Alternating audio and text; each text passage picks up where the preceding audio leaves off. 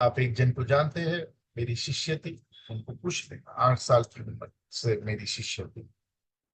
हम लोग आसाम से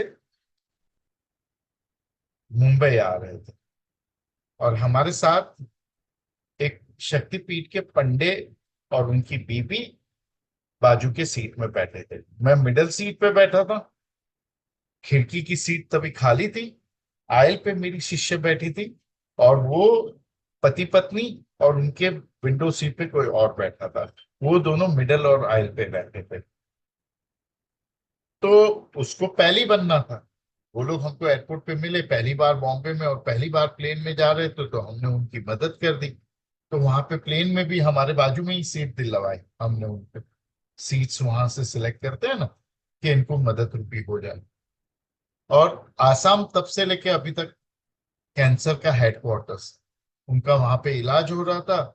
और इलाज से ठीक नहीं हो पा रहे थे, बिगड़ते जा रही थी तबीयत, तो उन्होंने बोला बॉम्बे जाके कैंसर हॉस्पिटल जो है बॉम्बे में, वहां पे एडमिट हो जाओ। तो उसको पहली बनना था कि चलो कोई पंडा आ गया तो उसके साथ हम दोस्ती कर लेते हैं। तो वो बात कर रही है, बात कर रही है। और जब हम कामाख्या जाते हैं, सभी लोगों को पता है, इतनी साधनाएं करनी होती है कि सोने का समय नहीं मिलता है। तो जाते वक्त और वापस आते वक्त फ्लाइट में एक ही काम होता है, सो जाओ, पूरी तरह से सो जाओ। तो मैं सोया था और बीच में चाऊ चाऊ चाऊ, तो मैंने कहा सो जाओ सो जाओ सो जाओ सो जाओ। लेकिन फिर मैंने बोला क्या है, सो जाओ। क्या है, इनको कैंसर हो। मैंने बोला आप लोग की सो जाओ, कोई कैंसर नहीं। सिर्फ इतना मुख से निकल गया। वो लोग आए, तभी मेरे गोरे गांव में छोटी सी ऑफिस थी, वहां पे आके पैर छू। थर्ड स्टेज कैंसर कंटिन्यूसली आ रहा था, ब्लड कैंसर ब्लड कैंसर, और उसका इलाज भी चल रहा था।